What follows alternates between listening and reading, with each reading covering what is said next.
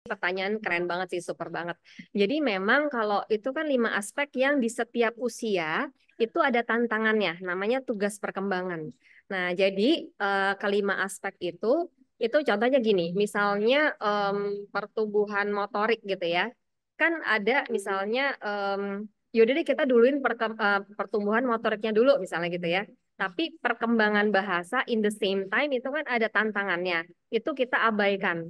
Nah, jadi anak kita gesit tapi bicaranya menjadi kosakatanya menjadi minimal kan sayang sekali. Kan ya, ada nggak sih sebenarnya permainan atau aktivitas atau cara bermain pada anak yang seharusnya dihindari Hmm, untuk perkembangannya gitu? apa?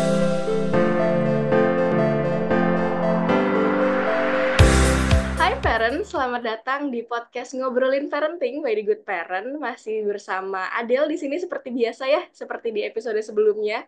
Dan kayak yang biasanya juga, Adele di sini nggak akan sendirian karena kita akan sharing-sharing tentang hal-hal yang bermanfaat. Makanya kita akan mengundang salah satu orang yang memang ahli di bidangnya gitu ya. Seperti saat ini nih, sekarang ini sudah ada bersama Adele, yaitu ada Miss Fabiola Priscilla, seorang psikolog. Boleh dong Miss Fabiola sharing-sharing dulu nih. Miss Fabiola tuh sebenarnya siapa sih gitu? Boleh dong kenalan sama parents, silakan. Penasaran nggak sih parents? Oke ya, jadi di kesempatan ini aku juga mau berkenalan nih ya dengan parents semua. Namaku Fabiola Priscilla, aku adalah seorang psikolog anak dan remaja. Nah, aku praktek di LPTUI Depok, terus ngajar juga di Atma Jaya yang di BSD gitu. Terus juga ada beberapa sekolah yang aku handle juga nih, Mas Adel gitu. Itu sih kurang lebih kegiatan sehari-hari. Oh, anakku 3 gitu. Jadi ada yang di jenjang SMA, SMP, ada juga yang masih TK mau SD. Jadi lengkap. Dari semua jenjang ada gitu ya, Miss ya, anaknya Ada TK, SD, dong. SMP gitu. Iya. Mungkin nanti parents nih kalau misalnya mau ketemu Miss Fabiola bisa nggak sih Miss gitu di LPTU itu bisa nggak sih? Boleh, boleh. Jadi aku ada jadwal di hari Kamis, tapi karena banyak roadshow ya, sekarang kan banyak acara-acara yang terkait dengan misalnya perundungan atau misalnya motivasi belajar atau healthy school gitu ya. Jadi masih beredar. Jadi kadang-kadang aku suka nggak di Kamis suka nggak praktek, tapi nggak apa-apa nanti kita bisa janjian gitu. Oke. Kalau mau kepo nih parents boleh dong dicek aja dulu Instagram Miss Oh, Fabiola ya iya, Miss ya. iya, iya. Follow juga ya, follow juga di @fabiola.priscilla. Nanti DM Tuh, aja. beres. Oke, Itu langsung insya aja dicek Allah kalau misalnya yang penasaran sama Miss ada Fabiola dong. gitu ya. Dan mungkin parents juga di sini ada yang penasaran gitu kan ya. Kenapa sih Miss Fabiola ini diundang di sini gitu? Emang mau ngobrolin apa gitu kan? Seperti pada judulnya di episode hari ini kita akan membahas tentang anak bermain, sebuah proses perkembangan yang menyenangkan. Mungkin parents ini bertanya-tanya gitu kan. Emangnya ada ya hubungan antara anak-anak bermain dengan proses perkembangan mereka gitu kan? Bukannya anak-anak bermain itu cuman hanya untuk menyenangkan diri saja gitu kan, untuk memuaskan hasrat mereka gitu kan, tapi ternyata sebenarnya ini ada hubungannya gitu ya. Dan Banget. kadang tuh ngomongin masalah perkembangan, orang tua tuh kadang suka terlena gitu ya, mereka fokusnya sama pertumbuhan anak gitu kan, ngejar berat badan, ngejar tinggi badan, segala macemnya gitu kan, tapi Ya, suka nggak aware sama perkembangannya gitu. nah, Padahal bener. proses perkembangan dan progresnya ini kita juga sebagai orang tua harus ikut, apa ya, peran kita tuh besar sekali ya Miss dalam perkembangan anak itu gitu kan. Nah, Bang, sebenarnya apa sih nih yang dimaksud dengan perkembangan anak gitu? Konsepnya tuh seperti apa? Lingkup perkembangan anak tuh seperti apa gitu kan? Karena udah ada Miss Fabiola di sini ya, parents, langsung kita tanya aja nih ke Miss Fabiola langsung. Boleh dong Miss jelasin sedikit gitu sebagai pertanyaan pembuka di episode hari ini. Silakan Miss. iya, jadi bener banget ya. Tadi Miss Adel udah bilang bahwa kalau namanya pertumbuhan itu tuh bisa diukur bener-bener berapa senti gitu ya. Tingginya, beratnya gitu. Sedangkan kalau perkembangan itu lebih ke fungsinya gitu. Jadi misalnya kemampuan untuk memahami suatu kata itu kan fungsi ya. Kita nggak bisa ukur berapa kilogram atau berapa sentinya gitu. Atau misalnya kemampuan anak untuk memecahkan masalah nih yang tadinya pengen ngambil barang di atas lemari gitu kan ya. Nah, kalau perkembangannya itu gimana sih anak ini bisa bernalar gitu. Artinya misalnya ngambil kursi, naik ke atas kursi, nyampe deh gitu kan. Nah, di situ kita bisa lihat bahwa oh ini anak kita ada perkembangan di bagian tertentu yaitu bagian kognitif tadi gitu ya. Nah, kalau tadi Miss Adel bilang perkembangan itu tuh mencakup apa aja. Nah, biar gampang nih parents. Jadi kita lihat di 5 aspek. Yang pertama aspek kognitif gitu ya, atau kemampuan anak itu untuk tadi mencerna suatu informasi, daya ingat, daya nalar gitu ya. Nah, kemudian juga ada kemampuan berbahasa nih. Nah, jadi nggak hanya anak ini cerewet ngomong gitu ya, banyak banget sih kata-katanya, tapi apakah anak ini juga memahami arti dari kata-kata yang diucapkannya?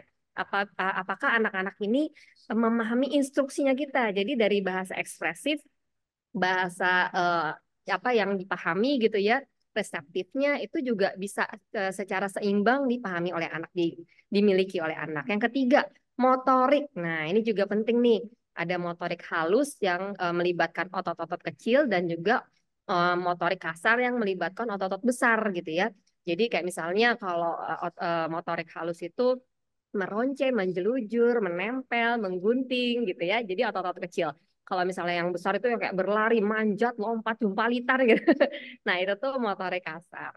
Nah, ada lagi apa namanya aspek fisik yang tadi udah dijelaskan juga, pertumbuhannya itu sesuai dengan milestone anak-anak seusianya. Dan yang terakhir yang nggak kalah penting itu adalah sosioemosional. Jadi bagaimana anak-anak bisa memahami, pertama kenal dulu emosi dasarnya nih, misalnya kayak takut, senang, sedih, marah gitu udah tahu bedanya dan bagaimana cara mengekspresikannya dengan tepat, bagaimana mengelolanya, seperti itu ya.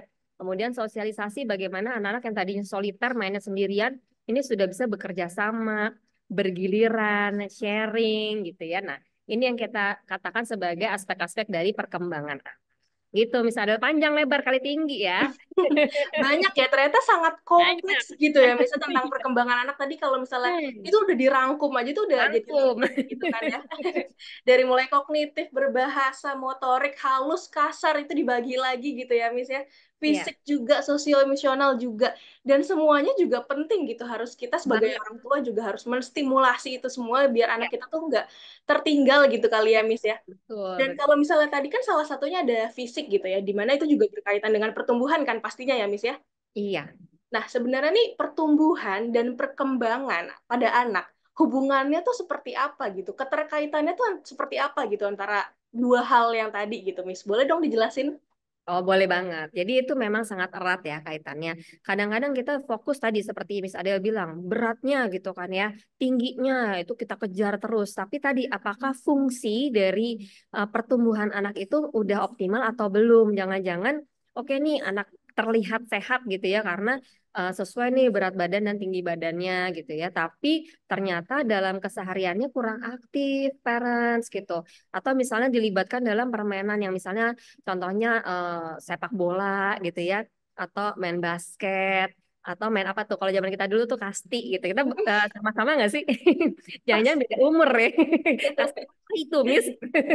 Ya gitu. Nah, seperti itu permainan-permainan yang sifatnya banyak melatih kerjasama dan juga motorik kasar kok kayaknya kurang gitu ya. Jadi cenderung menarik diri atau misalnya gocek bolanya tuh misalnya kurang gesit. Nah, itu yang kita namakan fungsi atau perkembangannya. Jadi apakah bisa menggunakan pertumbuhan yang sudah optimal ini dalam apa ya menyelesaikan fungsi gitu ya, atau tantangan yang ada di kehidupan sehari-hari. Seperti itu Miss Adele. Oke, berarti anak yang memang misalnya kita katakan ada anak yang pertumbuhannya ideal gitu ya, Miss. Berarti Ya, itu belum tentu perkembangannya juga mengikuti gitu ya, Miss ya. betul, betul. Jadi memang dua hal ini perlu kita kejar bareng gitu. Jadi jangan yang kayak, mohon maaf ya, misalnya les gitu, supaya kosakata bahasa asingnya itu berkembang gitu. Sedangkan ketika kita ajak komunikasi, mohon maaf ini kok kayaknya kurang apa kurang dua arah gitu ya. Jadi kurang bisa memahami apa yang kita jelaskan. Kemudian kata-kata di bahasa ibunya, let's say misalnya bahasa ibunya bahasa Indonesia. Nah, tapi bahasa Indonesia sendiri belum pakem gitu loh artikulasinya. Nah, ditambah kosakata bahasa asing untuk mengejar tadi pertambahan kata, which is itu pertumbuhan ya. Nah, jumlah katanya berapa gitu kan ya. Tapi fungsi dari pemahamannya itu nggak dikejar. Nah, ini yang mungkin kita bisa harus lebih hati-hati nih parents supaya bisa seimbang pertumbuhan dan perkembangan. Berarti jangan sampai mereka itu cuma sekedar tahu, tapi kita juga harus mengusahakan mereka tuh paham dengan apa yang mereka tahu itu gitu ya, Miss ya. Betul, karena pengetahuan itu kan memang tujuannya adalah untuk digunakan ya. Mm-mm. Jadi tidak hanya dimiliki, tapi juga bisa berfungsi dan insya Allah bisa memberikan manfaat juga nih buat lingkungan, gitu misalnya. Oke. Berarti kalau misalnya tadi contohnya Miss Fabiola bilang anaknya les bahasa Inggris gitu dah. Dan di sana mereka memang belajar jumlah kata baru dan bahasa-bahasa baru. Dan di rumah kita sebagai orang tua juga punya fungsi yang lain untuk membiasakan mereka berkomunikasi dengan kita agar sama-sama Betul. nyambung gitu kali ya Miss ya. Biar Iya, anaknya juga iya, paham gitu. Gitu ya betul, Miss ya. betul, betul. Oke, Gini Wes, tadi kan ada jenis-jenis perkembangan gitu ya. Tadi ada 5 disebutkan di awal. Nah, apakah seluruh perkembangan atau jenis-jenis perkembangan yang tadi kita sebutkan di awal itu berjalan bersamaan, Miss? Atau justru mereka ya sendiri-sendiri aja gitu? Enggak, yang kalau misalnya tadi katakan kognitifnya itu sudah meningkat gitu perkembangannya. Apakah itu juga berpengaruh dengan kemampuan berbahasa mereka gitu? Itu seperti apa, Miss, penjelasannya? Oke, baik Miss Adele. Jadi yang pertama nih ya, parents kita mesti inget banget ya bahwa setiap anak itu punya prosesnya sendiri-sendiri. Oke lah, kita punya namanya milestone ya. Kalau di apa buku KTA itu kelihatan ya. Eh, apa misalnya umur berapa, tingginya berapa, beratnya berapa gitu ya. Bisanya apa aja, motoriknya udah bisa apa dan lain sebagainya. Nah, tapi kita juga harus menerima gitu ya kondisi anak kita tuh seperti apa. Jangan-jangan anak kita memang membutuhkan proses dulu nih untuk bisa misalnya berjalan dengan lebih gesit gitu ya. Atau misalnya berbicara dengan lebih lancar gitu. Jadi jangan karena milestone itu kemudian kita jadi, loh kok ini beda ya, harusnya dikejar ini dulu. Jadi kita pusing sendiri gitu. Meskipun memang kalau memang ada keterlambatan 6 bulan, itu ya jangan ditunggu gitu. Kadang kalau ke psikolog itu tuh, Miss Adele, itu kan biasanya udah nunggu ya. Jadi kayak udah lebih dari 6 bulan, terus baru konsul ke psikolog gitu. Biasanya tuh parents alasannya, dulu juga kakaknya gitu, gitu. Dulu juga bapaknya umur 4 tahun juga belum ngomong gitu ya. Tapi konsulnya misalnya udah 6 tahun. Nah itu kan sangat disayangkan. Nah, anak-anak yang misalnya mengalami speech delay itu belum tentu mengalami keterlambatan di bidang lainnya. Pun demikian, kalau anak-anak misalnya taraf kecerdasannya tinggi gitu, itu belum tentu tinggi juga di bidang misalnya aspek emosinya atau aspek sosialnya gitu. Ada klien-klien juga yang IQ-nya tuh luar biasa gitu, tapi kesulitan untuk menjalin interaksi sosial. Nah, jadi memang karena masing-masing anak itu unik, nah tugas orang tua yang pertama nerima dulu. Jangan dibandingin, terima dulu, habis itu fokus pada solusi. Oke nih, anak saya keterlambatan bicara udah lebih dari 6 bulan. Udah, nggak usah dibandingin, langsung fokus. Oke, kita bantuannya apa nih? Apakah langsung apa misalnya ke tumbuh kembang anak, atau ke psikolog anak, atau ke dokter anak, atau ke pusat terapi bicara, dan lain sebagainya gitu. Jadi itu yang jadi fokus dan semakin cepat intervensi, maka prognosanya juga kan semakin baik gitu. Sebaliknya kalau misalnya makin lama ditunda, itu juga nanti perbaikan atau perkembangannya juga akan semakin lama. Nah, jadi kan kalau kita sayang anak gitu ya, ya intervensi dini gitu. Kira-kira gitu sih ya, Miss Adele, pesan-pesan sponsor. Oke, berarti emang sebagai orang tua kita juga harus tinggi gitu ya kesadaran untuk memperhatikan Betul. perkembangan pada anak kita dari berbagai aspek gitu ya, Miss ya. Dan jangan sampai kita juga terlena kayak kakaknya waktu itu umur 6 bulan juga belum bisa apa-apa ya nggak apa-apa adiknya juga begini gitu ya.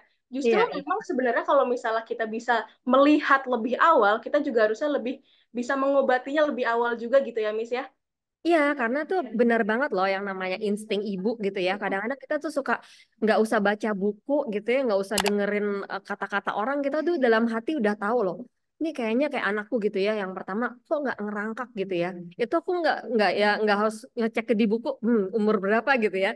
Pas kita lihat di milestone-nya, misalnya kita pernah pelajari, oh kayaknya udah mulai ada keterlambatan. Nah itu harus langsung aware, langsung peka gitu. Nggak usah nunggu orang lain kasih tahu atau minta validasi gitu ya atau apa gitu tuh udah deh dengerin kata isi hati ibu, naluri ibu, langsung cek gitu. Jadi jangan sampai milestone-nya itu terlewat karena misalnya kayak oh nggak ngerangkak langsung berdiri atau langsung berjalan ntar dulu gitu ya karena ketika seorang anak itu merangkak dia membutuhkan banyak sekali koordinasi yang akan dibutuhkannya kelak. Jadi jangan sampai aspek atau tahapan-tahapan perkembangan ini terlewati, kira-kira gitu sih. Makanya tadi Miss Ade udah bilang kan, harus tinggi gitu ya kepekaannya, itu bener banget sih. Oke, berarti kita juga misalnya seorang ibu gitu ya, sebagai seorang ibu, kita sebenarnya juga sudah melakukan fungsi pengawasan terhadap anak kita dengan menggunakan insting ibu gitu ya, Miss ya.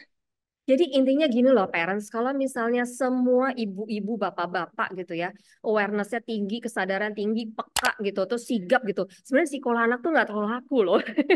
Iya kan? Iya kan? Jadi orang tua, parents itu adalah psikolog bagi anak-anak, psikolog Betul. terbaik bagi anak-anaknya gitu. Jadi yuk sama-sama mulai sekarang nih kita menyadari atau mendengarkan isi hati kita. Kalau kita rasa kok anak kita kayaknya misalnya interaksi sosialnya gitu ya, kok kurang luas ya, atau tadi bicaranya kok umur sekian tapi masih kurang jelas, udah langsung cari bantuan profesional seperti itu. Karena sebenarnya mereka lah yang paling tahu dan paling dekat dengan anak, sehingga mereka yang paling bisa memperhatikan Benar, progres perkembangan anak ya, Miss ya. Seharusnya betul. mereka justru yang paling pertama tahu ya. Bener, aku tuh kan kalau dapat hasil tes bakat minat gitu ya, yang pertama kali aku apa namanya observe itu adalah orang tuanya gitu kan, ibunya terutama. Pasti ibunya bilang gini, tuh kan mama udah tahu, tuh kan mama udah tahu. Terus dalam hati kan ya, ya berarti kan nggak usah tes bakat minat ya Bu ya kan ibunya udah tahu. Jadi kayak butuh butuh diyakinkan gitu loh. Padahal semua ibu-ibu ini udah tahu anak-anaknya tuh bakat di bidang apa gitu. Mungkin para ibu yang seperti itu tadi, yang seperti Miss Fabiola tadi ceritakan, butuh validasi kali ya, Miss ya. Iya, Untuk kayaknya gitu ya. sebenarnya ini bener nggak sih instingku nih salah apa bener ya kira-kira gitu ya, Miss ya. Padahal udah kelihatan dari umur 2 tahun itu sebenarnya kita udah bisa bukan tes bakat minat ya, tapi udah bisa observe bakat anak kita di mana gitu. Jadi kalau kita mau tahu bakat anak kita di mana itu gampang banget. Yang pertama kemampuannya itu di atas anak-anak umur seusianya. Misalnya anak lain misalnya umur 4 tahun gitu ya, itu baru bisa gambar misalnya lingkaran gitu. Anak kita umur 4 tahun udah bisa gambar rumah misalnya gitu. Nah, itu kan jauh di atas anak-anak seusianya.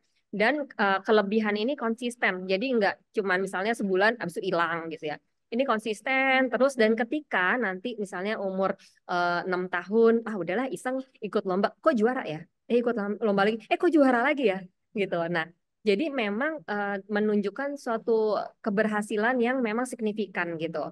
Nah, sayangnya bakat itu nggak sesuai dengan minat seringkali gitu. Jadi anak kita misalnya jago ngitung nih, misal Adel, belum tentu itu suka ngitung loh. Kan gemes ya. Kadang orang tua, ih anakku tuh jago di sini gitu ya, tapi kok nggak mau gitu. Apalagi dulu ibu-ibu suka punya ambisi gitu kan, ini misalnya pengen jadi pianis gitu. Anaknya tuh sebenarnya bisa mampu main piano, tapi nggak mau disentuh kan gemes ya. Nah itu tuh tantangan orang tua bagaimana masuk dari jalur yang diminati dulu, pelan-pelan pelan-pelan nanti baru ke bakatnya gitu. Jadi memang perlu seni sih untuk bisa berkomunikasi dengan anak gitu misalnya. Ini menarik sih, ngomongin minat dan bakat anak dulu ya nih. Kita agak out of topic sebentar gitu ya, Gak karena aku apa-apa juga dong. penasaran Nanti gitu kan. punya anak gak apa-apa.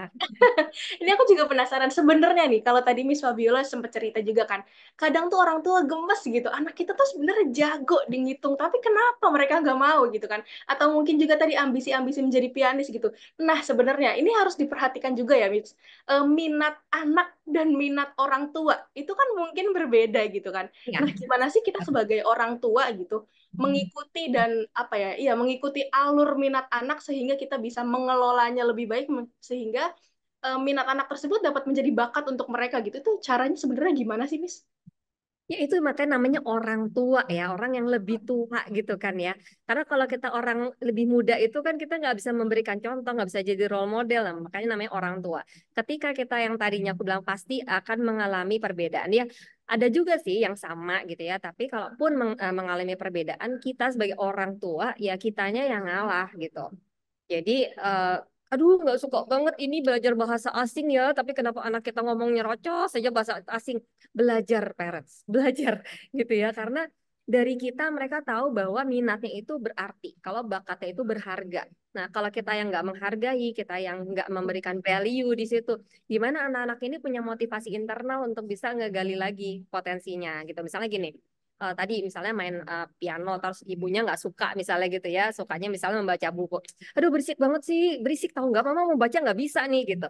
Jadi anak merasa, oh kok aku pengen mencoba menggali potensi tapi mengganggu ya. Nah, akhirnya kan jadi mendem. Ini harus hati-hati sih. Jadi kita fokus ke anak, minatnya apa saat itu, ikutin bakatnya apa, gali dan berikan dukungan gitu.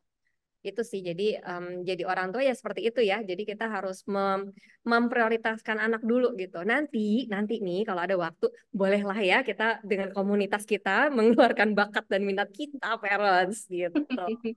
Boleh nanti gantian gitu kali ya. Sekarang anaknya dulu, Gantian. baru nanti habis itu ibunya Yes. atau ayahnya gitu ya. Nah, karena Jadi kan masa sebenarnya anak itu nggak berulang ya, nggak bisa terulang kan masa anak gitu. betul, emas ya, lagi masa emas gitu ya, Miss Iya. Fabiola istilahnya gitu kan. Mm-mm. Miss Fabiola berarti nih ya, tadi sebenarnya sesimpel anak itu cuman butuh didukung sebagai motivasi mereka untuk menjalankan minat dan Ya, bakatnya gitu ya.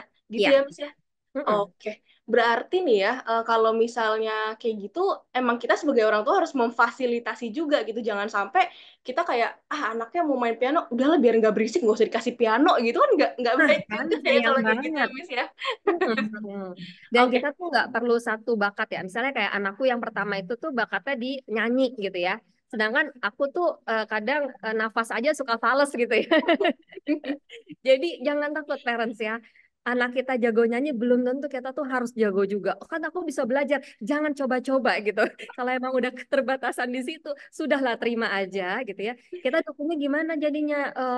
Nah, kita dukungnya dengan menemani misalnya tadi fasilitasinya dengan meleskan gitu ya. Misalnya memberikan kursus vokal. Itu kita temenin aja. Kita dengerin, kita temenin itu anak udah seneng banget. Pas lomba kita hadir gitu. Atau misalnya resital kita ada di situ gitu kan. Itu buat anak udah dukungan. Itu sih Miss Adele. iya bener sih.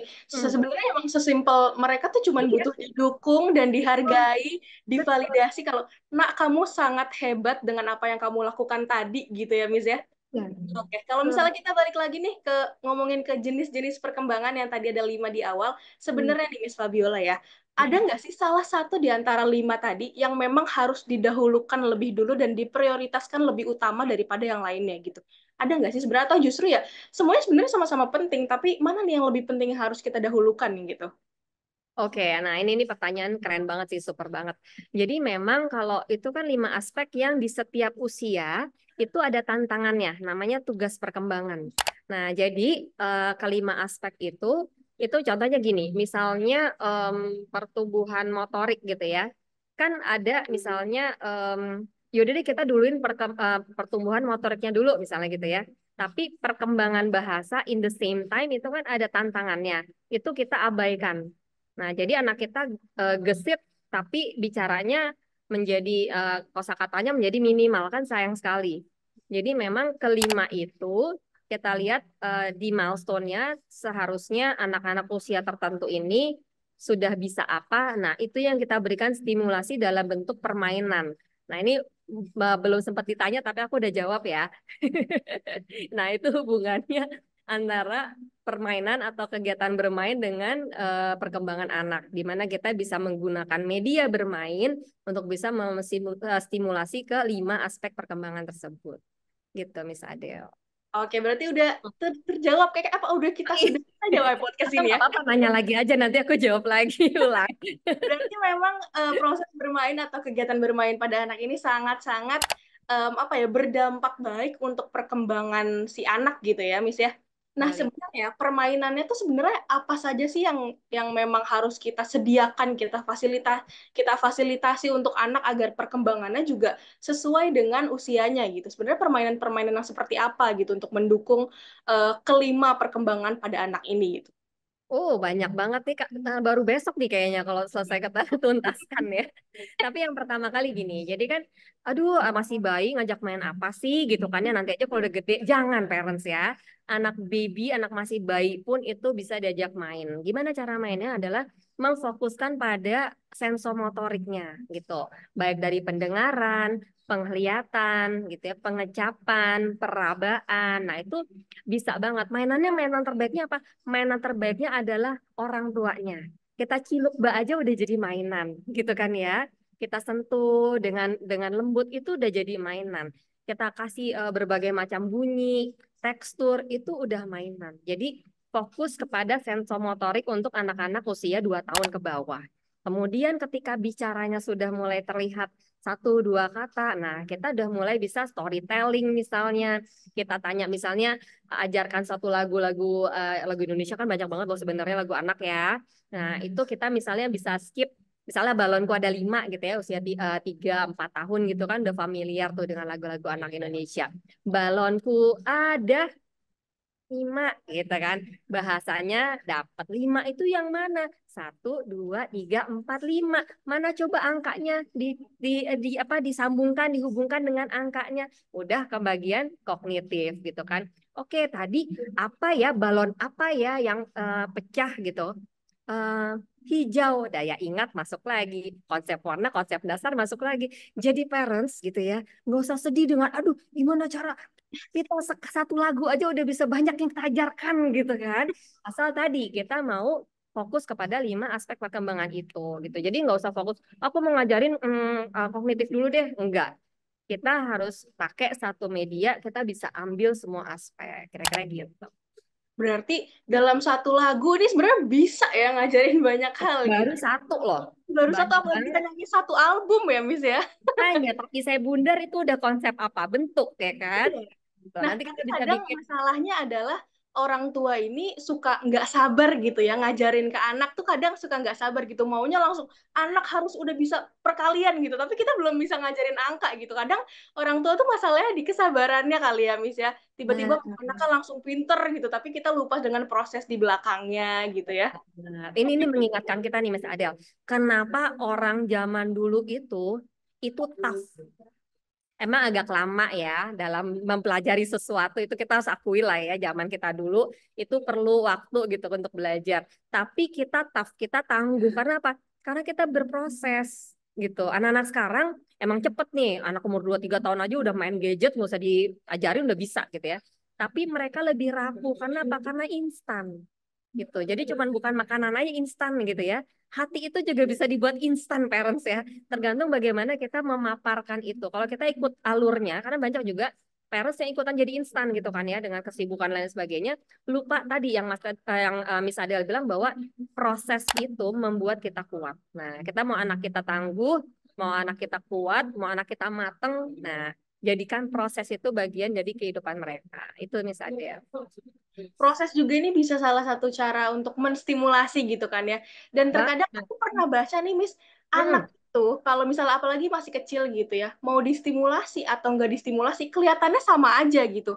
Padahal dampaknya itu jangka panjang justru ya, Miss ya. Benar, benar, Makanya kita tuh benar. sebagai orang tua, sejak anak kita bayi 0 bulan gitu ya, udah tummy time, itu udah harus penting dilakukan ya, Miss ya. Betul, betul. Jadi memang dampak ke depannya yang kita fokuskan, Miss Adel. Karena kita emang nggak bisa ngelihat kayak mana nih kemarin udah diajarin ngitung kok sekarang nggak bisa sih gitu kan kayak nggak secepat itu parents tolong sabar dulu gitu untuk anak sendiri emang harus agak panjang ya prosesnya ya Miss ya. Betul, betul, betul. Kalau misalnya tadi kan kita udah ngomongin mainan-mainan atau permainan yang bisa kita lakukan untuk menstimulasi perkembangan anak. Nah, ini kebalikannya. Ada nggak sih sebenarnya permainan atau aktivitas atau cara bermain pada anak yang seharusnya dihindari Hmm, untuk perkembangannya gitu, agar tidak oke. mengganggu atau yang lainnya gitu, agar tidak berdampak negatif untuk perkembangan anak gitu, Miss. Oke, jadi sebenarnya aktivitas bermain itu parents itu perlu kita yakini bahwa tidak boleh unsurnya ada pemaksaan gitu ya. Aduh ini bentar lagi mama mau meeting nih, kita main sekarang aja gitu kan. Padahal anak lagi makan gitu kan ya, lagi main sama temennya. Sorry ya teman-teman pulang dulu. Ini soalnya waktunya saya dengan anak saya gitu. Saya bentar lagi kerja soalnya. Yuk, itu nggak mungkin dilakukan karena apa? Aktivitas bermain itu emosinya harus positif gitu, nggak boleh unsur paksaan. Dan itu baiknya anak sendiri yang menentukan mau mainnya apa. Jadi bukan kitanya yang memaksakan. Ini mama baru beli mainan nih, sayang kalau nggak dimainin gitu kan ya. Biarkan anak yang menentukan main apa dan caranya bagaimana. Itu kadang misalnya main catur gitu ya, tapi maunya misalnya aturannya tuh bukan aturan bermain catur, biarkan. Karena dengan itu anak belajar dan berkreasi kan. Itu. Jadi itu inti dari bermain, di mana anak-anak bisa leluasa untuk menggali potensi dan bakatnya. Dan tadi di awal banget Miss Adel udah bilang bahwa ada unsur relaksasinya. Jadi ada unsur menyenangkannya, menghiburnya. Nah, itu yang kita namakan kegiatan bermain. Nah, jadi don'ts-nya adalah yang pertama memaksakan, terus batasan waktu misalnya ya. Oke, kita misalnya menyediakan waktu sekitar 2 jam misalnya gitu ya. Tapi anak itu mau setengah jam udah ganti mainan atau 1 jam misalnya udah selesai, ya udah gitu. Artinya nggak harus ada batasan waktu tertentu seperti itu. Dan kemudian biarkan anak-anak ini berkreasi gitu. Dari sisinya ya, bukan dari sisi kita. Jadi kita pun memberikan bantuannya tuh minimal banget gitu. Jadi sekedar untuk membangun motivasi anak untuk mau coba gitu aja. Tapi bukan kita yang ngerjain, karena puzzle ya, kita kan udah berapa keping banyak gitu kan ya. Adio di sini sini mama kerjain udah nggak apa-apa sih, udah selesai gitu. Gitu. Kalau misalnya nggak selesai saat itu, anak kita udah mulai kelihatan bosen, lebih baik di stop. Habis itu next time kita lanjutkan sisanya seperti itu. Berarti intinya jadi orang tuh harus sabar ya, Miss, kalau misalnya ngajak anak bermain Iya. gitu. Jangan maksa-maksa Iya. karena sebenarnya menurut aku juga ya, Miss ya, anak bermain itu nggak tahu kalau dia tuh sebenarnya sedang belajar. Gimana Iya. mereka tahu? Karena itu sebenarnya balik lagi ke orang tua yang mendampingi mereka ketika mereka bermain, memasukkan ajaran-ajaran baru kepada mereka ketika mereka sedang bermain gitu ya. Karena anak taunya Iya. ya mereka bermain hanya untuk senang-senang saja, bukan untuk belajar gitu ya, Miss ya. Iya, betul, betul. Dan memang ada bukti ini ya, parents ya, anak itu paling oke atau paling mudah belajar di saat mereka sedang senang. Nah, makanya kan ada isu juga nih ya, aduh gimana sih cara membangkitkan motivasi belajar anak? Bikin senang. Gimana caranya anak itu senang? Nah, di situ proses belajar itu terjadi. Tuh, makanya sekarang kalau belajar itu tadi kan dengan kegiatan bermain sesuai dengan usianya seperti itu. Dan ternyata kegiatan bermain itu tidak hanya untuk anak-anak loh, gitu. Seusia kita pun sebenarnya butuh kegiatan bermain kan, tapi memang disesuaikan dengan kebutuhan dan juga usia kita masing-masing seperti itu misalnya. Berarti emang yang paling penting gimana anak biar seneng dulu, mereka betah bermain, baru kita bisa menyelipkan pelajaran-pelajaran gitu ya, Miss ya. Iya, betul Nah, banget. oke. Kalau misalnya tadi Miss Fabiola juga bilang, jangan sampai kita ketika misalnya contohnya tadi ya, main puzzle, anak udah nggak mau, udah sini aja, sini, mama aja gitu kan. Sebenarnya ada dampaknya nggak sih ke anak gitu? Mungkin juga seperti orang tua yang kayak, jangan main itu, jangan main itu, jangan ke situ, jangan ke situ. Terus sebenarnya ada dampak nggak sih untuk anak sendiri kalau misalnya kita, dalam tanda kutip ya, tanda kutip banyak melarang kepada anak gitu, Miss? Iya, itu tergantung dari anaknya sendiri sih, dan bagaimana cara kita melarangnya juga gitu ya. Apakah dari intensitasnya, misalnya kita ngomongnya, nah coba jangan yang ini ya, coba pilih yang ini aja. Dengan misalnya, jangan yang itu gimana sih, mama kan udah ngomong. Nah, kan intensitasnya beda gitu kan. Yang kedua adalah sesering apa. Makin sering kita ngomong jangan, makin besar dampaknya gitu. Jadi, dan yang ketiga adalah respon dari anak. Ada anak-anak tertentu yang kelihatannya tuh cuek banget ya. Mau kita ngomong jangan, mau kita ngomong iya, itu kayaknya nggak terlalu ngaruh gitu. Tetap aja gitu kan ya. Tapi ada anak tertentu yang mudah terenyuh gitu. Jadi begitu kita ngomong nada tinggi dikit kok, aduh iya ya, aku emang nggak bisa nih ngerjain puzzle nih. Udah lain kali aku udah deh, mama aja yang ngerjain gitu. Jadi karakter anak itu juga mempengaruhi sebenarnya mengganti kata jangan dengan kata kerja yang positif gitu. Misalnya kayak jangan main puzzle gitu. Kita bisa balikin dengan misalnya yuk main yang lain. Kan sama aja kan, jangan main puzzle dengan main yang lain. Tapi kita nggak menggunakan kata jangan main puzzle. Karena itu takut jadi anchor ketika dengar kata puzzle, mamaku bilang jangan. Nah, nanti misalnya ketemu lagi ulang tahun siapa gitu ya, goodie bagnya puzzle gitu ya.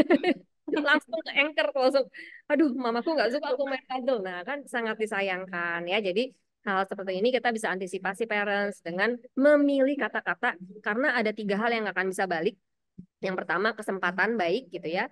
Nah, yang kedua itu adalah waktu. Tadi masa anak nggak bisa balik. Dan yang ketiga adalah kata-kata kita. Jadi begitu kita ucapkan, kita nggak bisa tarik balik lagi. Nah, jadi memang perlu dipilih gitu. Kalau bisa mulai dari abis kita podcast ini ya, coba kita ngelis kata-kata apa yang kita bisa pilih. Jadi kalau kita lagi pusing, mana catatan listku? Oke, ini kata-kata positif yang bisa aku pilih. Ya kan gitu. Karena ketika kita ucap, kita nggak bisa ambil lagi gitu. Karena sebenarnya ada juga nih, ini seru nih kalau misalnya ngomongin jangan gitu ya. Jangan mengucapkan kata jangan kepada anak karena dengan adanya apa ya teori seperti itu banyak juga orang tua yang mengharamkan kata jangan gitu. Jangan sampai kita memakai kata jangan. Iya, Sebenarnya yang kita perlukan adalah alternatif dari kata tersebut gitu ya, Miss ya. iya, iya. Dan mencoba memberikan solusi baru kepada anak agar tidak melakukan hal tersebut gitu ya, Miss ya. Ya, tujuannya adalah memberikan batasan. Jadi kalau kita tidak menggunakan kata jangan, bukan berarti kita tidak memberikan batasan. Tapi batasan itu kita berikan dengan cara yang tepat. Nah, itu sih sebenarnya. Supaya yang diterima anak itu tetap positif. Dan yang paling penting, anaknya tuh mau ngelakuin dengan ikhlas gitu loh. Nggak kepaksa, ya kan? Gitu. Kalau kita bilang gini, nak misalnya jangan main keluar gitu kan. Oh, ganti, ganti, ganti. Nah, mainnya nanti jam 5 sore gitu kan ya. Nah, jadi kan anak merasa kepaksa enggak jam 5 sore, udah nggak usah main sekalian gitu kan anak sekarang gitu kan ya baperan. Jadi gak main gitu. Padahal tujuan kita, aduh ini interaksi sosialnya bagus nih kan main di taman banyak temennya gitu. Nah, coba kita ganti gimana supaya anak ini jadi suka main. Nah, ini kayaknya udah nggak mendung lagi nih. Kayaknya abis asar itu bakalan teman kamu mainnya bakalan banyak nih. Nah, menurut kamu nih lebih baik kamu mainnya jam berapa? Jam 4 atau jam 5? Tetap kasih pilihan ya. Iya sih, nanti deh aku tunggu jam 5 aja. Jadi kemauannya dari diri sendiri. Nah, itu yang teknik-teknik komunikasi ya yang perlu kita pelajari gitu, parents. Dan ini aku tadi juga menggarisbawahi sesuatu gitu ya. Sebenarnya anak itu juga perlu alasan ya kenapa kita melarang mereka gitu ya, Miss ya. Jangan Iya, sampai kita cuma bilang kamu mainnya jam 5 aja tanpa ada alasan. Kenapa? Pasti anak juga bertanya-tanya gitu ya, Miss. Kenapa emangnya kalau main sekarang? Kenapa mainnya harus jam 5 gitu ya, Miss ya? iya, Sebenarnya logika mereka juga jalan gitu, tapi kita iya tidak dong. sadar mereka juga bisa mempertanyakan itu sehingga kita tidak menjelaskan lebih lanjut alasan kita untuk melarang mereka gitu ya, Miss ya. Betul, betul. Kadang orang tua kan biar cepat gitu ya, parents kadang-kadang bilang, kenapa mah kok aku cuma harus harus mainnya harus jam 5 gitu. Because I say so gitu kan, biar cepat gitu. Pokoknya ujungnya alasannya because I say so gitu. Nah, sebenarnya kita juga bisa memberikan alasan tapi tetap harus sesuai dengan usia gitu. Kadang-kadang kita kasih alasan tapi anak-anak itu sebenarnya nggak ngeh gitu ya. Ini orang tuaku ngomong apa contoh? Misalnya anak-anak usia 1-2 SD gitu, kemudian kita bilangnya, nah nanti kamu hari ini nggak usah main dulu ya gitu. Kenapa mah? Coba kamu bayangkan ya, kalau misalnya kamu main sekarang ini, nanti kira-kira yang terjadi sama kamu apa? Kelas 1 SD gitu kan ya. Bingung dia gitu. Tapi kalau kita bilang coba yuk kita lihat awannya mendung nggak? Mendung mah. Habis mendung kira-kira biasanya terjadi apa ya? Hujan. Nah, kalau hujan kalau main keluar kira-kira gimana? Ya kalau misalnya hujannya rintik-rintik itu terus aku lagi pilek lagi ya. Iya ya, nanti takut aku sakit aku nggak bisa sekolah. Ya kan jadi konkret. Nah, lain kalau misalnya kita misalnya memberikan alasan terhadap anak-anak yang sudah di atas 12 tahun. Nah, kita bisa pakai tuh misalnya kayak pulang sekolah harusnya jam 2 nyampe rumah jam 5 gitu kan. Coba nah tadi kamu bayangin deh kalau misalnya kamu nggak bilang ke mama kamu ada kegiatan di sekolah tambahan, kira-kira perasaan mama gimana?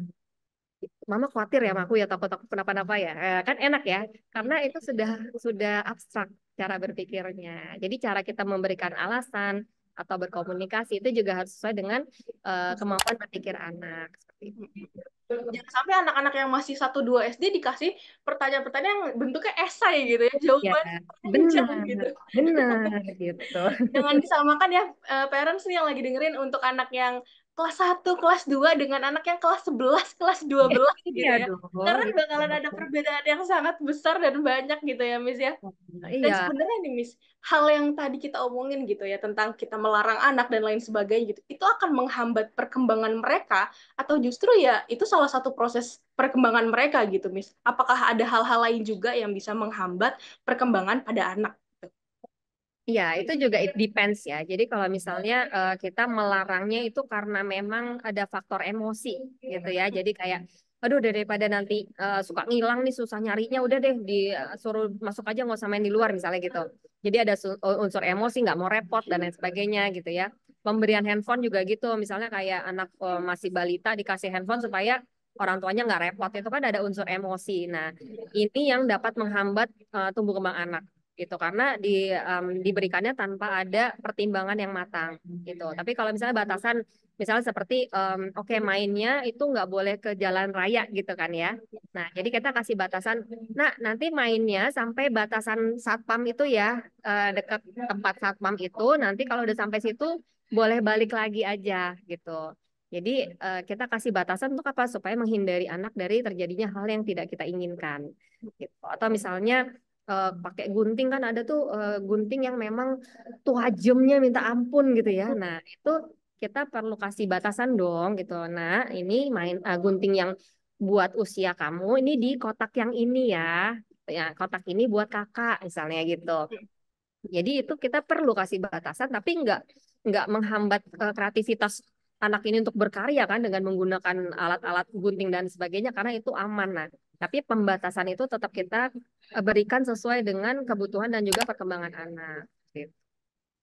Sebenarnya memang diperlukan juga ya larangan atau batasan ini karena Betul. ya memang menyesuaikan kebutuhan anak tadi juga dan kita pun memberikan batasan atau larangannya juga harus dengan alasan yang logis gitu ya, Miss ya. Iya, dan cara kita dalam memberikan batasan pun nantinya kan akan digunakan anak untuk mengendalikan dirinya. Jadi ketika kita punya seorang anak itu punya keinginan dan kebutuhan, maka sudah terbiasa dengan adanya batasan-batasan yang dengan pertimbangan tadi, maka akan cenderung mempertimbangkan juga, oke kali ini kayaknya aku akan menahan keinginanku untuk memprioritaskan kebutuhanku dulu. Itu kan kita ajarkan dari kecil ya. Tapi kalau semuanya boleh gitu kan, keinginan yang nggak ada batasnya gitu ya, itu akan diprioritaskan terus kan. Kira-kira seperti itu, Miss Adele. Berarti itu juga mempengaruhi karakter anak di kemudian hari gitu ya. Misal kalau misalnya tadi kita misalnya membolehkan semuanya gitu, semuanya boleh, oke kamu main apa aja boleh, mau main ke jalan raya boleh, mau main gunting boleh, itu juga jadi apa ya? Mereka juga menanamkan itu ya ke pikiran mereka gitu ya kayak ya udah nggak apa-apa orang semuanya biasanya juga boleh gitu kan nggak ada yang larang-larang gitu ya Miss ya. Iya, itu dampak negatifnya. Jadi memang pola pengasuhan yang kita terapkan gitu ya, itu sangat mempengaruhi karakter anak di masa depan. Tapi yang lebih parah dari itu adalah pola pengasuhan kita nantinya akan diturunkan ke cucu kita gitu. Oke. Itu ya, jangan-jangan apa yang sudah diterapkan oleh kita sekarang nih, jangan-jangan itu juga produk pola pengasuhan warisan zaman dulu juga yang kita nggak sadari. Misal dari pola komunikasi deh gitu. Ada ibu-ibu yang misalnya ngomong gini, anaknya nggak belajar gitu ya, dapat nilai rendah dong, nggak belajar gitu kan ya. Nah, ketika dikasih skornya, terus ibunya bilangnya gini, ya iyalah segitu nilainya. Siapa emang emang pernah belajar? Mama nggak pernah tuh ngeliat kamu belajar. Ya, tapi ya udahlah, emang dari dulu kan kamu beda ya sama kakak kamu gitu. Itu pola komunikasi. Sakit nggak di hati? Sakit kan ya. Mm-mm. Tapi kita ngomong langsung nggak? Enggak. Nah, itu yang dinamakan pasif agresif. Jadi kitanya nggak ngomong langsung karena apa? Biasanya ibu-ibu yang takut konflik nih kayak gini nih. Jadi nggak berani konflik dengan anak, tapi mainnya main nyindir gitu, nyindirisme judulnya gitu kan ya. Nah, ini bisa jadi dulunya orang tuanya juga suka nyindir gitu. Nah, ini yang diterapkan ke anaknya saat ini juga gitu. Jadi ketika kita sudah menyadari oh kok pola pola pola komunikasiku kok eh, negatif ya, kok pasif agresif ya, kok anaknya jadi makin lama makin jauh dari aku ya gitu. Diputus aja siklusnya. Cari komunikasi yang lebih baik gitu. Misalnya komunikasi asertif. Nah, Mama yakin kamu bisa melakukan atau mendapatkan nilai yang lebih baik karena kamu mampu. Mama berharap kamu bisa belajar dengan lebih giat supaya nilai kamu lebih baik suatu saat nanti sekalian doa ya doa ibu kan ya dijawab ya. Amin. Nah, itu. Jadi kita ngomong langsung harapan kita apa, keyakinan kita apa, anaknya paham apa yang kita mau dan jelaskan gimana cara mendapatkan apa namanya tujuan itu gitu. Itu sih. Dan sebenarnya pola asuh yang tadi Miss ceritakan itu bahaya juga ya misalnya buat anak gitu karena sebenarnya anak pun walaupun sudah besar gitu hitunglah dia anaknya sudah SMP atau SMA tetap butuh validasi juga kan ya buat diri mereka sendiri kalau misalnya orang tua atau bahkan ibunya misalnya yang paling dekat dengan dia gitu kan ya udah nyindir-nyindir gitu pasti kan mereka juga ngerasa kayak ya ampun, kok usahaku dinilainya kayak gini aja ya. Padahal sebenarnya aku belajar loh, kenapa sih nggak dilihat gitu kan ya. Iya. Dan itu juga balik lagi masalah kesadaran tadi ya. Kita sebagai orang tua juga harus banyak-banyak sadar di segala aspek anak, mau itu perkembangannya atau mungkin perasaannya, emosinya gitu ya. Misalnya kita harus sadar kalau misalnya, karena kita yang paling dekat dengan mereka, kita yang paling tahu bagaimana mereka gitu ya. Jadi kita Iya. harus kayak ini kayaknya anakku bakalan sakit hati deh kalau misalnya kayak gini. Kayaknya kalau misalnya aku nyindir gini nggak ada fungsinya deh buat anak gitu ya. Mending aku coba cari cara lain deh biar anakku ini mau belajar lebih lagi untuk mendapatkan nilai yang lebih tinggi lagi gitu ya, Miss ya. Iya, betul, betul. Setuju banget misalnya Del. Oke, kalau misalnya tadi aku mau balik lagi ke masalah gadget tadi, Miss Oke. Fabiola nyebutin gadget nih ya. Ya, Kan iya, iya. kadang anak-anak zaman sekarang udah banyak yang dikasih gadget gitu ya, mau itu Ya. misalnya handphone atau tab atau mungkin nonton TV gitu. Nah, sebenarnya itu sebenarnya ada fungsi dan manfaatnya atau enggak sih Miss buat anak gitu. Walaupun nih, misalnya kayak tontonannya tontonan anak-anak kok itu bagus kok buat anak, tapi sebenarnya itu ada nggak sih manfaat yang diberikan kepada anak gitu? Oke, ini ya panjang ya kalau kita ngomongin soal gadget itu kayak kita ngomongin pisau dapur gitu ya. Nah, jadi pisau dapur ini mau kita pakai buat apa sih gitu? Kalau kita pakainya di dapur untuk motong jadinya jadi kawan kita ya, jadinya Manfaat. positif ya, manfaat. Tapi kalau misalnya untuk misalnya menyakiti gitu ya atau untuk melakukan sesuatu yang negatif, nah itu kan jadinya lawan kita pisaunya ini gitu. Jadi sama seperti gadget ini mau dijadiin kawan atau mau dijadiin lawan gitu. Pastinya gadget itu ada manfaatnya, itu udah pasti ya. Tapi tidak dipungkiri di balik manfaat itu juga ada sisi yang negatifnya gitu ya. Misalnya seperti pornografi, agresivitas gitu ya dan banyak kejahatan-kejahatan yang ada di gadget gitu ya. Kemudian banyak games-games yang sebenarnya tadi misalnya dia bilang kok kelihatannya itu kan permainan anak-anak ya, tontonan anak-anak gitu. Tapi ketika kita duduk bareng aduh ini kontennya gitu ya dikemas dalam dunia anak padahal sebenarnya isinya itu bukan asumsi penontonan yang bisa dikonsumsi oleh anak-anak gitu. Jadi memang harus hati-hati banget sih dalam penggunaan gadget. Kalau misalnya anak kita belum matang, mendingan tidak usah dikasih gitu. Taunya matang gimana? Yang pertama, tanggung jawab gitu. Misalnya meletakkan barang pada tempatnya gitu kan ya. Kemudian bisa take care barang-barang pribadinya gitu. Yang kedua adalah bagaimana anak-anak ini bisa menghargai diri orang tua dan lingkungannya. Ngomongnya nggak kasar ke temen, ngomongnya nggak kasar orang tua gitu. Kemudian yang ketiga juga sudah tahu disiplin diri. Jadi misalnya bangunnya jam berapa, habis ini waktunya apa ibadah, habis itu ke sekolah, belajar, bermain dan lain sebagainya. Nah, jadi kematangan-kematangan ini itu bisa banget kita observe. Nah, ketika anak sudah bisa kita percaya, kita bisa pinjamkan. Jadi, kalau saya boleh sarankan, jangan dikasih dulu, pinjemin gitu ya. Kita lihat nih, iya nih bisa nih, nggak rusak gitu ya, nggak jatuh, nggak pecah gitu kan ya. Oh, nggak hilang gitu. Nah, jadi kita tes dulu. Oh, bisa. Oke, berarti boleh tuh kita misalnya pun mau dikasih gitu ya, misalnya udah SMP atau SMA kita kasih tapi juga ada batasan. Misalnya jam 10 kan udah harus tidur itu udah maksimal karena kita harus tidur 7 sampai 8 jam gitu kan ya. Nah, jadi jam 10 itu udah dikumpulkan. Kalau misalnya anak kita jam 10 nggak usah diminta, udah ditaruh, ya berarti kan udah lebih dari itu kemampuan untuk dipercayanya. Jadi tergantung dari setiap anak, nggak boleh dipukul rata dan kita tadi harus bisa nerima.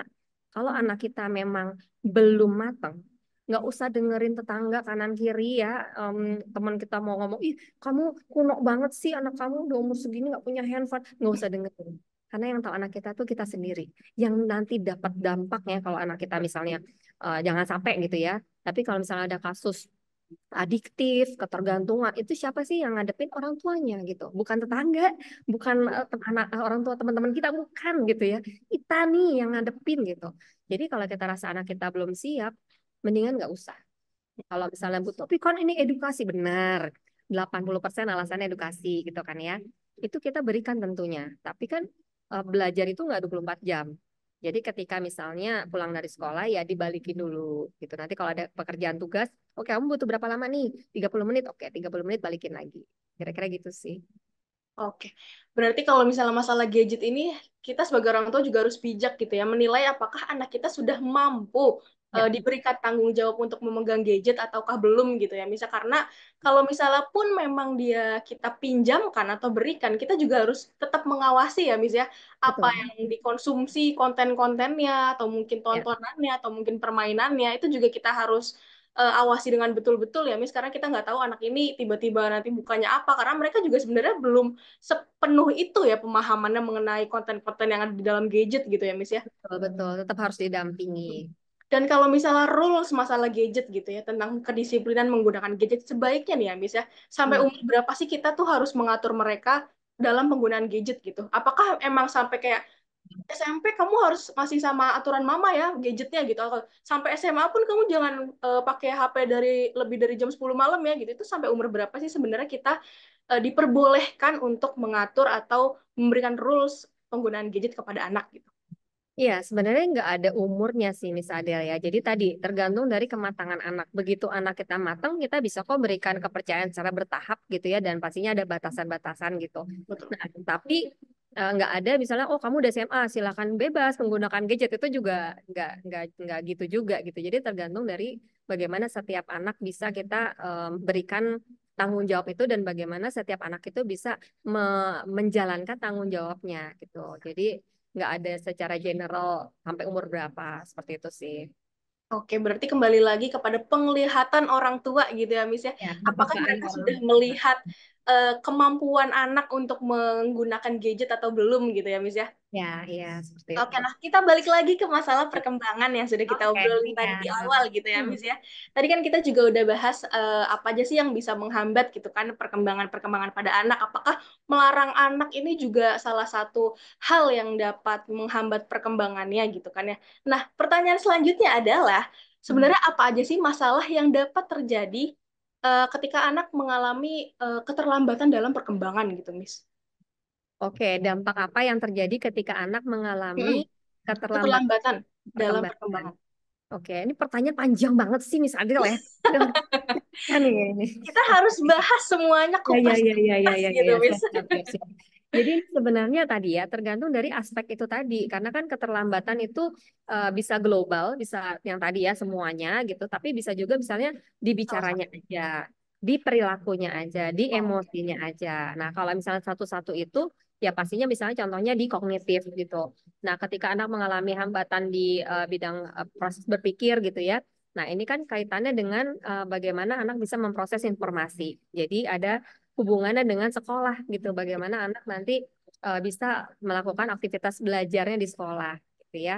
Nah, kemudian kalau misalnya tadi di perilaku, misalnya contohnya impulsif gitu. Jadi apa ya kurang bisa meluangkan waktu untuk memikirkan akibat dari perilaku gitu. Misalnya jalan main tempok temannya lah gitu kan ya. Kalau kesel dikit main apa gitu. Nah itu kan hubungan interaksi sosialnya akan ada dampak. Teman-teman nggak akan mau main sama dia karena nggak usah dekat-dekat nanti kena pukul misalnya gitu ya, kena dorong dan lain sebagainya.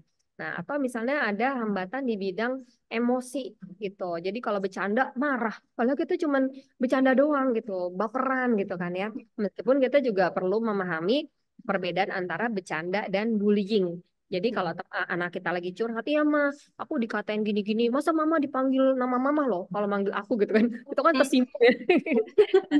Tapi pas aku tegur katanya bercanda. Nah, kita harus bisa juga mengajarkan, oh iya ini bedanya bercanda dengan bullying gitu ya. Nah, itu keluar dari sedikit jalur topik ya. Nah, kemudian ketika anak ini sebenarnya memang beneran bercanda gitu, bukan perundungan ya. Nah, itu udah baperan. Artinya kan tadi teman-teman juga akan males kan bermain dengan dia. Nah, kemudian jadi lebih gampang apa namanya marah dan lain sebagainya itu buat dirinya sendiri secara mentally kan juga kesehatan mentalnya akan terganggu gitu. Jadi mudah stres, mudah cemas dan lain sebagainya gitu. Nah, ketika dapat tantangan apa namanya takut nggak bisa berhasil, panjang gitu kan kalau di bidang emosi juga. Ada lagi tadi di bidang bahasa. Nah, komunikasi yang terhambat itu larinya ke emosi juga karena kesel dong. Orang lain nggak ngerti nih, aku mau ngomong apa gitu. Tapi pas kita jelasin juga dia nggak ngerti juga gitu apa maksudnya gitu. Jadi pastinya lebih mudah marah juga gitu. Kemudian tadi juga di interaksi sosial. ada lingkungan baru ngumpet di belakang ibunya gitu kan ya. Adaptasi lingkungan sekolah yang lain mungkin sekitar seminggu 2 minggu, anak ini 6 bulan gitu masih aja kan setiap ke sekolah apa namanya tantrum lah apa gitu kan, banyak drama-drama di pagi hari gitu. Nah ini kan juga kaitannya nanti ke efektivitas di sekolahnya juga dan lain sebagainya. Jadi dampaknya ini memang luar biasa sih kalau anak mengalami keterlambatan tadi ya, maksimal itu 6 bulan dari milestone-nya. Jadi jangan tunggu 6 bulan. Kalau udah tadi insting ibu gitu, ini kayaknya beda ya dengan anak-anak usianya. Yuk langsung konsultasi ke psikolog anak, remaja, atau profesional di bidang kesehatan mental anak atau ke dokter anak. Seperti itu. Oke, berarti antara satu aspek dengan aspek yang lainnya, di antara kita tadi udah ngomongin jenis-jenis perkembangan itu saling berkaitan ya, Miss ya. Banget, Dan banget. bahayanya adalah ketika kita tidak aware dengan ketertinggalan anak di perkembangannya, justru itu akan berdampak pada karakter dan sikap anak ya, Miss. Iya, iya. Apalagi ke teman-teman sebayanya gitu ya. Kayak contohnya tadi Miss Fabiola bilang di sekolahnya mereka jadi kayak baperan tiba-tiba atau jalan lagi jalan biasa aja tiba-tiba mukul gitu ya Miss ya. Kan Iya, itu bahaya sekali ya kalau misalnya kita tidak memperhatikan hal-hal tersebut gitu ya Miss. betul, betul. Karena kan salah satu doa kita buat anak adalah bagaimana lingkungan itu bisa menerima anak kita ya. Iya betul. Kan kalau misalnya anak lingkungan bisa menerima kan insya Allah juga segala macam tantangan yang ada akan lebih lebih apa namanya lebih bijak gitu kan, lebih cepat untuk ditangani gitu. Oke, kalau pencegahan dari yang tadi kita sudah sebutkan atau kita kasus yang sudah kita ceritakan tadi itu kan pasti pencegahannya adalah sejak dari kecil gitu ya. Misalnya kita sudah Iya, mengajarkan betul. mereka gitu, Ya, menstimulasi mereka. Nah, ya. gimana kalau kasusnya adalah mereka sudah sekolah gitu ya dan mereka sudah mengalami dampak-dampak tersebut gitu, sudah terdampak. Gimana penanganannya, Miss? Kalau udah seperti itu gitu. Oke, yang pertama nggak usah mencari asal usulnya gitu ya. Itu udah sayang waktunya kan karena memang sudah ada dampaknya. Kita fokus saja kepada permasalahan yang ada sekarang gitu. Tapi boleh juga misalnya kayak eh, kamu misalnya tadi narik diri gitu ya. Mm. Kita nggak apa-apa tuh coba nanyakan ke anak pertama kali memang kamu mulai ngerasa takut ketemu orang baru itu kapan? Ya waktu aku masuk kelas 1 sih, Ma gitu. Nah, itu boleh supaya jadi acuannya kita. Tapi kita tetap fokus kepada, oke, apa yang bisa kita lakukan sekarang? Misalnya, kalau susah di lingkungan baru, mungkin kita bisa alokasikan waktu setiap minggu ke lingkungan baru. Tapi selama seminggu itu kita kasih brosur, kasih foto tentang lingkungan baru tersebut, tentang aktivitas yang bisa dilakukan di sana. Jadi mengasah keterampilan mereka untuk beradaptasi dengan lingkungan baru. Jadi fokus kepada hal yang detail dan mungkin kita lakukan gitu. Jadi jangan yang nggak mungkin kita lakukan. Misalnya kayak ya udah deh nanti kamu susah ke lingkungan baru ya. Ya udah nanti kita misalnya bikin suatu party gitu ya atau suatu komunitas deh ya, supaya kamu di dalam itu terbiasa dengan menghadapi suatu. Waduh, Nah waduh. itu kan udah yang agak nggak masuk akal dan sulit untuk dilakukan. Coba small things aja gitu, tapi rutin gitu. Misalnya kayak oke, ini yang paling dekat rumah, lingkungan baru apa sih playground yang paling dekat rumah misalnya gitu. Atau undang misalnya tetangga-tetangga yang jarang main gitu kan ya. Itu aja sesimpel itu. Jadi mulai dengan step yang kecil tapi rutin. Seperti itu sih Miss Adel. Berarti kita harus memperhatikan juga masalah apa nih yang anak kita sedang alami gitu ya, Miss. Jangan sampai anaknya ngalamin A, tapi kita justru nyari solusi untuk yang B gitu ya, Miss ya. Iya, Nggak iya. nyambung ya, Miss ya, kalau kayak gitu. Dan ajak anaknya juga ya. Jadi jangan sampai udah kita rasa ini yang terbaik gitu ya mengundang tetangga, tapi anaknya tetap nggak mau keluar gitu kan. Jadi kan itu ada tekanan di situ. Nah, jangan sampai anak-anak merasa tertekan menjalankan solusi yang kita kita pikir sudah bijak dan sudah optimal gitu ya. Padahal sebenarnya yang jalanin kan bukan kita, yang jalanin tetap anak. Karena kita harus kembalikan lagi semuanya kepada anak ya, Miss. Kita nggak boleh maksain dia juga gitu ya. Ya, Caranya pun harus pelan-pelan, harus betul, sabar gitu ya, Miss ya. betul, betul. Oke, ini pertanyaan terakhir dari segmen ini nih. Kita ada segmen Ya, dua, Miss. Jangan lupa kita ada segmen dua nih. oke, oke, oke. Kalau misalnya aku nanya dampak jangka panjang gitu ya, gimana Ya. sih perbedaan dampak jangka panjang gitu ya, yang dihasilkan antara anak yang perkembangannya normal dengan anak yang mengalami masalah perkembangan gitu, Miss? Apakah ada dampak jangka panjangnya di ketika mereka remaja mungkin atau ketika mereka sudah dewasa atau yang lainnya gitu? Hmm. Nah, ini juga pertanyaannya tergantung ya, karena tadi tergantung intervensinya itu dilakukannya kapan? Kalau misalnya gangguan perkembangan, misalnya seperti autism spectrum disorder atau misalnya attention deficit hyperactivity disorder. Nah, kalau itu ditanganinya sedini mungkin, bilang misalnya sekitar 2-3 tahun gitu ya, itu kan ke depannya dampaknya akan minimal. Karena apa? Karena sudah terbiasa dengan program-program dan penanganan baik secara medis maupun secara psikologis gitu. Jadi lebih siap, lebih matang dalam menghadapi berbagai macam situasi ke depan. Nah, beda dengan kalau misalnya baru konsultasi mungkin sekitar kelas 2 atau kelas 3 SD. Nah, itu kan akan lebih sulit gitu ya. Bukan berarti tidak bisa, tapi butuh waktu yang lebih lama, butuh proses yang lebih besar seperti itu. Jadi ini sih dampaknya. Nah, masing-masing anak itu tentunya punya dampak yang berbeda-beda gitu karena tergantung dari bagaimana mereka daya respon mereka terhadap terapi yang dilakukan. Ada anak yang responnya cepet banget nih. Nah, ada anak juga yang memang perlu diulang-ulang. Jadi dan juga bagaimana support system dari anak itu sendiri. Ada orang tua yang memang bekerja, sibuk dan tidak ada yang bisa mewakilkan apa namanya home program atau proses terapi itu di rumah gitu. Sehingga progresnya kan atau dampaknya kan semakin negatif gitu ya dan juga prosesnya akan semakin lama dibandingkan dengan orang tua yang yaudah aku full time deh di rumah karena ini ada namanya tuh critical period gitu ya. Jadi ada masa kritis gitu di mana anak-anak ini harus bisa memenuhi suatu tahapan perkembangan di usia tertentu gitu. Nah, ada orang tua yang ngejar itu sehingga dampaknya akan semakin minimal dan prosesnya kan semakin cepat. Itu sih. Jadi banyak faktor yang bisa mempengaruhi. Balik lagi ke masalah kesadaran orang tua dalam Ya. menanganinya ya, apakah mereka cepat tanggap atau justru mereka yang lebih legowo tapi ternyata Hmm. juga salah gitu ya, Miss ya. Dan Hmm. kalau misalnya orang tuanya juga udah memilih langkah untuk membawa ke ahli-ahlinya gitu ya, ke para ahlinya misalnya psikolog anak atau yang lainnya. Tapi menurut aku juga ada yang menjadi masalah juga ketika orang tuanya cukup sampai, oke, kamu ke psikolog ya tiap hari Kamis gitu. Tapi habis itu udah nggak didampingin di rumahnya itu juga lebih bahaya ya, Miss, karena mereka tidak mendapat Hmm. dampingan lanjutan di lingkungan yang paling dekat dengan mereka gitu ya, Miss ya. Betul, betul. Karena support system itu kan yang terbaik adalah keluarga ya, terutama. Mm-mm. Oke, oke, itu udah segmen satu kita sudah selesai. Mari kita langsung ke segmen dua. Kita seru-seruan main game sedikit ya, Miss, dengan aku ya. Baiklah. Oke, nanti aku akan menyampaikan beberapa pernyataan dan Hmm. Miss Fabiola boleh sebutkan apakah pernyataan itu benar atau salah dan boleh dijelaskan kalau memang ada penjelasannya. Oke, Miss? Wah, aku kok deg-degan ya. Oke, aku langsung ke pernyataan pertama yaitu adalah Ya, oke. umur menjadi patokan anak sekolah, benar atau salah? Ketika misalnya nih aku kasih contoh ya, aku Oke. udah 7 tahun nih, kayak atau udah 4 tahun nih, kayaknya harus masuk playground deh gitu. Itu benar atau salah gitu? Ini boleh call a friend nggak ya gamenya? Minta bantuan ya. Oke. Apa tadi umur menjadi patokan anak masuk sekolah? Iya. Jawabannya adalah salah.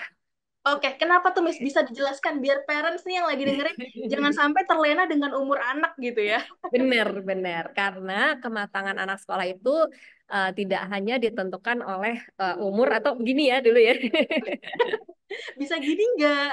Iya kan? Nah, tapi ada beberapa faktor yang menentukan anak ini matang atau enggak. Jadi yang pertama pastinya kemampuan berpikir tadi gitu ya untuk mengolah informasi. Yang kedua adalah itu interaksi sosial. Jadi bagaimana anak-anak ini bisa bermain dengan teman sebayanya. Yang ketiga kemandirian gitu. Tapi jadi kalau misalnya mohon maaf banget yang pakai diapers, yang masih minum dengan botol gitu ya. Nah, itu yuk kita coba ya itu dihilangkan gitu ya secara bertahap supaya nanti ketika masuk SD itu sudah enggak apa dengan PR-PR itu lagi gitu ya. Kemudian yang ketiga juga ada yang namanya kreativitas nih. Nah, ini kan ada peaknya juga ya, ada usia puncak di mana anak-anak ini mampu untuk berkreasi. Nah, jadi ya, ketika anak-anak itu sudah kreatif itu juga apa menunjukkan anak-anak ini sudah siap nih untuk masuk sekolah tidak tergantung lagi dengan orang lain seperti itu ya. Emosi ya, kalau misalnya masih dikit-dikit nangis gitu kan, kadang-kadang nangis nggak ada air matanya juga gitu. Nah, ini tanda-tanda kematangan emosinya tuh masih belum gitu. Jadi banyak banget yang bisa kita cermati apakah anak kita sudah matang atau belum. Kemampuan motorik juga, motorik halus, bagaimana cara memegang alat tulis gitu ya, bagaimana memposisikan ketekunan dan juga posisi duduk gitu untuk belajar, ketahanannya bagaimana, kemudian konsentrasinya itu penting banget karena kalau misalnya sekolah nggak bisa yang 5 menit boleh keluar gitu kan ya, main-main enggak. Paling enggak satu mata pelajaran harus stay duduk tenang. Nah, bisa nggak anak-anak kita apa namanya beradaptasi dengan ketentuan-ketentuan itu. Nah, itu bisa dilatih 6 bulan sebelum anak kita sekolah itu kita bisa biasakan apa namanya pola di sekolah itu di rumah dalam kondisi bermain pastinya itu. Jadi itu bisa dilatih. Pun kalau misalnya itu belum, lebih baik parents konsultasi ke psikolog anak gitu ya atau ke dokter anak gitu untuk melihat jangan-jangan ada kebutuhan tertentu yang perlu disikapi lebih cepat seperti itu. Ada kebutuhan-kebutuhan yang perlu misalnya diterapi atau mungkin perlu penanganan apa seperti itu ya. Nah, jadi harus bisa nerima tadi, menyadari, menerima, dan sikap cepat gitu. Itu sih kira-kira. Berarti banyak ya faktornya selain usia untuk memutuskan anak ini harus masuk sekolah atau enggak gitu ya, Miss. Karena sebenarnya anak juga punya fasenya masing-masing. Jadi mendingan selesaiin dulu nih fase yang pertama, baru dia bisa melangkah ke fase selanjutnya gitu Betul ya, Miss banget. ya. Setuju, setuju banget. Oke, pernyataan kedua, Miss. Benar atau salah? Mainan anak harus sesuai dengan gendernya. Misalnya, anak cewek ya mainnya masak-masakan. Anak cowok mainnya ya bola. Nggak boleh diganti-gantian gitu. Itu benar atau salah ya, Miss, ya kira-kira? Jawabannya salah. Iya. Kenapa tuh Miss salah tuh, Miss? Coba deh jelasin nih biar parents nih dengerin ya. Jangan sampai Oke. ngelarang anak laki-laki untuk main masak-masakan berarti gitu ya, Miss ya. Iya, karena chef terkenal di dunia itu kan laki-laki ya. Jadi Mm-mm. sebenarnya permainan itu sesuai dengan usia, bukan sesuai dengan gender ya. Jadi anak-anak misalnya aku mau main masak-masakan tapi anakku laki-laki, pilih alat masak yang memang nggak feminin. Jadi kan ada alat masak tuh misalnya yang aduh yang apa ya princess banget gitu kan ya. Ya jangan kasih itu parents ya. Kasih ya misalnya masakan tuh yang memang profesional gitu loh. Jadi memang seperti alat masak pada umumnya. Kan kalau kita pakai panci kan kadang ya sih kadang-kadang milih yang lucu-lucu ya. Tapi kan kita milih yang secara general kan ada. Nah, pilih mainan secara general gitu. Jadi nggak bias. Nah, jadi yang paling penting adalah ikutin tadi minat anak. Siapa tahu bakatnya juga di situ gitu. Nah, yang perlu kita tekankan bukan bermain sesuai gender, tapi bagaimana anak kita bisa berperan sesuai gender.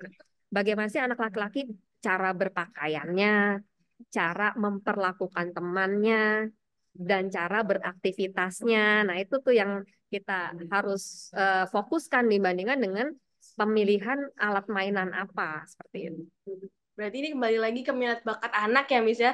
Dan Ya, jangan sampai nih orang tua nih atau parents nih yang lagi dengerin gitu ya, punya anak cowok terus mau coba main masak-masakan terus dibilang, "Iya, apa sih, Dek? Kamu kayak anak cewek aja mainnya gitu." Jangan sampai kayak gitu ya, Miss ya. betul betul itu jangan sampai benar benar-benar itu yang don'ts-nya ya.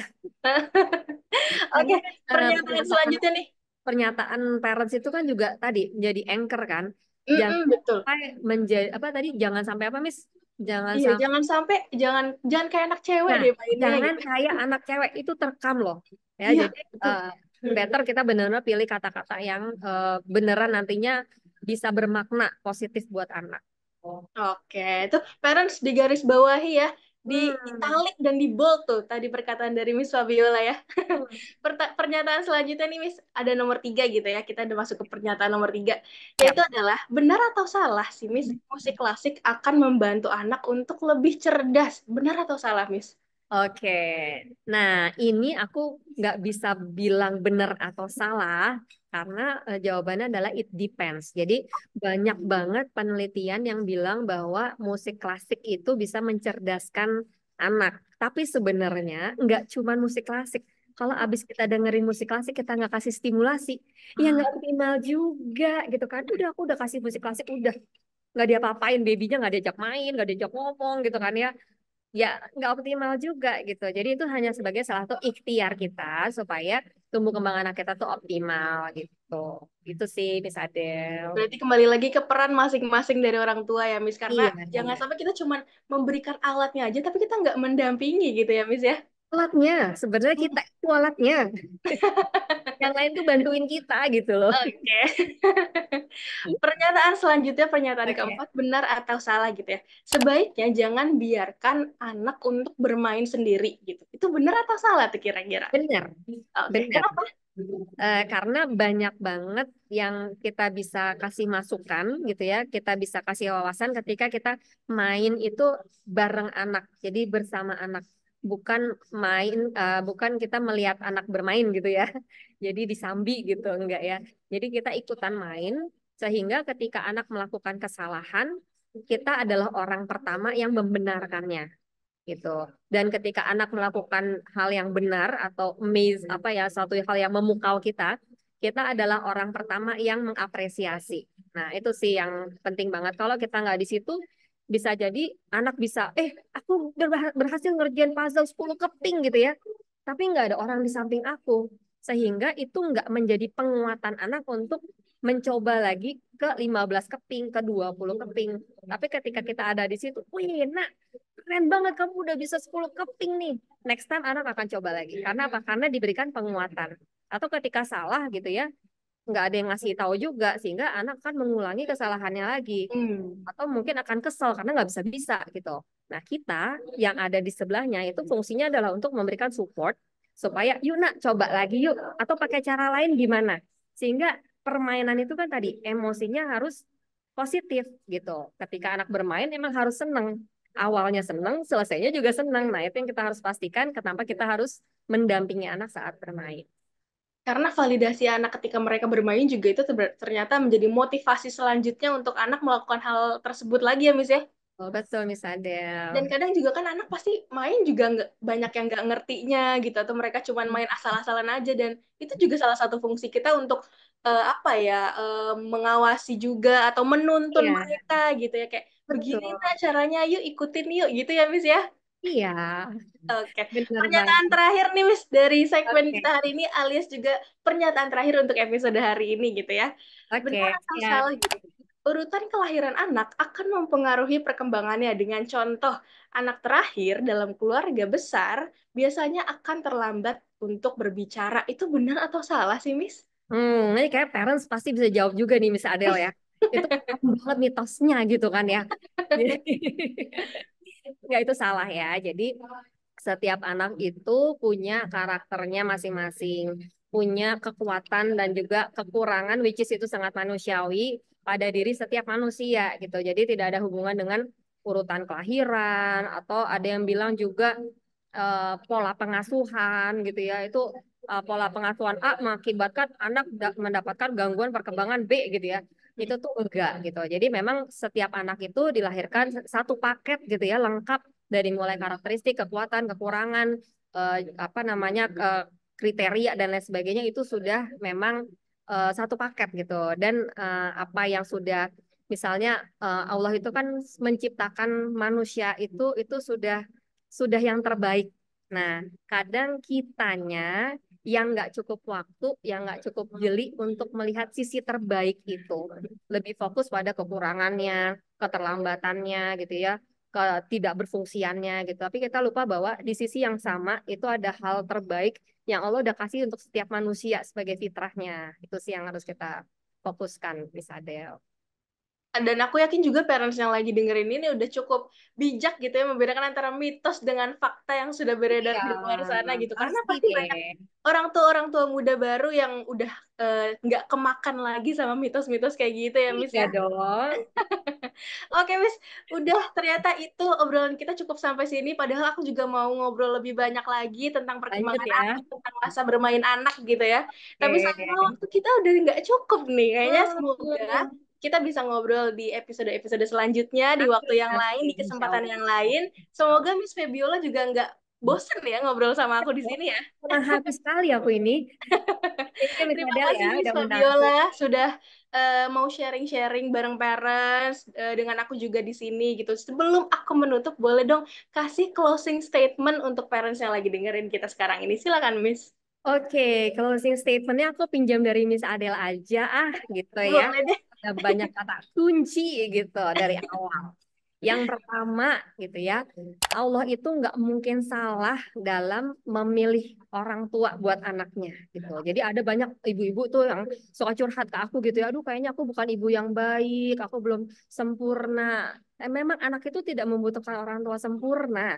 Anak itu membutuhkan orang tua yang tidak berhenti berusaha, nerima anak apa adanya dan punya sejuta cinta, bahkan cinta yang nggak bersyarat gitu ya untuk anak-anak itu yang dibutuhkan, bukan orang tua yang sempurna gitu. Jadi yuk kita jadi orang tua yang tidak pernah berhenti berusaha. Pinjam kata-kata Miss Adele ya. Yang Oke, pertama sadar, betul ya. betul. Juga apa? Sabar gitu kan ya. Dari aku satu aja deh, syukur gitu. 3S itu udah paling oke banget untuk bekal sebagai orang tua di zaman now ya. Itu aja sih kalau dari aku Miss Adele. Sabar, sadar, dan syukur 3S yang harus diterapkan untuk orang tua zaman sekarang ya, Miss ya. Terima kasih Miss Fabiola atas closing Sama. statement-nya yang sangat memotivasi orang tua yang lagi dengerin kita sekarang ini, parents yang lagi dengerin. Terima kasih juga udah mau sharing-sharing. Jangan kapok-kapok, jangan bosan-bosan untuk sharing di Good Parent ya, Miss ya. Dan untuk parents yang lagi dengerin ini, coba deh dengerin episode-episode sebelumnya ya, sebelumnya di YouTube dan Spotify-nya The Good Parent, dan juga untuk selalu follow dan pantengin di Instagram dan TikTok kita @thegoodparent.id. Terima kasih sudah dengerin obrolan kita dari awal sampai akhir. Sampai jumpa di episode berikutnya. The Good Parent, masa depan lebih baik.